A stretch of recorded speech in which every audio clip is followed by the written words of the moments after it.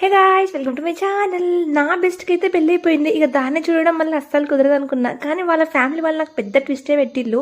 Phone చేసేసి అయితే పెళ్లి కూతురు అయితే ఇంటికి వచ్చేస్తుంది, సో నువ్వు కూడా వచ్చేయని నాకైతే కాల్ వచ్చిందనమాట. మా బెస్ట్ వాళ్ళ డాడీ నాకు కాల్ చేసేసి, చెల్లొస్తుంది కదా నువ్వు కూడా వస్తే బాగుంటుంది, అప్పుడు పెళ్ళిలా అంతా పట్టించుకోలేము మిమ్మల్ని, సో బిజీ ఉండే కదా, ఇద్దరు పిల్లల్ని తీసుకొని నువ్వు కూడా రా అని చెప్పారు. సో కొత్త అల్లుడితో పాటు మా పాత అల్లుడు కూడా కావాలన్నట్టు అడిగానమాట.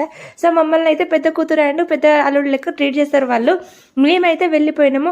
వెళ్ళిన ప్రతి ఒక్కసారి అయితే చీర పెడతారు అండ్ ఏదో ఒకటి పెట్టకుండా అయితే అస్సలు పంపరు.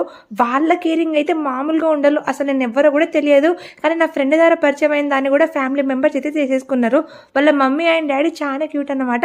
తినే కొత్త పెళ్లి కూతురు, తనకి పెళ్ళి అయిపోయినా వాళ్ళ ఇంట్లో ఫస్ట్ నా పెత్తనమే మొత్తం నడిచేటట్టే ఉంది. సో వాళ్ళంతా హ్యాపీగా చూసుకుంటారు అనమాట.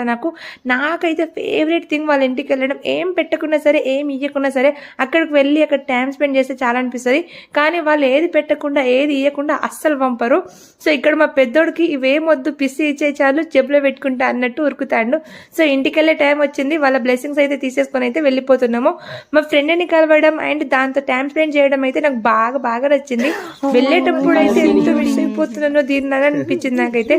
కానీ మళ్ళీ ఏదో ఒక రీజన్ రాకపోతుందో, మళ్ళీ దీన్ని కలవకపోతానని ఆశ అన్నమాట. వెళ్ళిన ప్రతి ఒక్కసారి మా బావ అయితే కళ్ళు తాగడం అయితే అస్సలు ఆగడు. నాకైతే అక్కడ కళ్ళు బాగా నచ్చుతుంది. సో తీసుకున్నాడు, తాగేసినాను. Thanks for watching. బాయ్.